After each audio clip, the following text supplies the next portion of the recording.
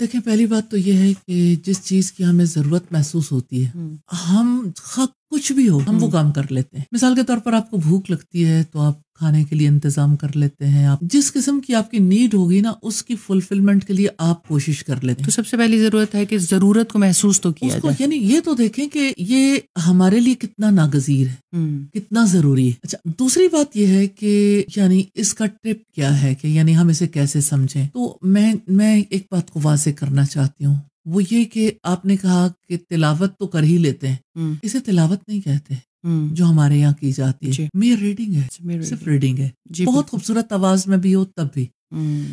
اس کی وجہ یہ ہے کہ جو اہل زبان تلاوت کرتے تھے تو وہ اسے سمجھتے تھے، قرآن ان کے دل پر اترتا تھا. جبکہ ہمارے یہاں جو تلاوت کی جاتی کسی کو پتہ ہی نہیں ہوتا کیا پڑھا کیا سمجھا. تو اس اعتبار سے ہمارے یہاں جو تلاوت کی جاتی ہے وہ اس درجے میں نہیں آتی جسے تلاوت آیات کہا جاتا ہے، اس درجے میں نہیں آتی. اس کے لیے قرآن کی لینگویج کو سمجھنا ضروری ہے، قرآن کو سمجھنا ضروری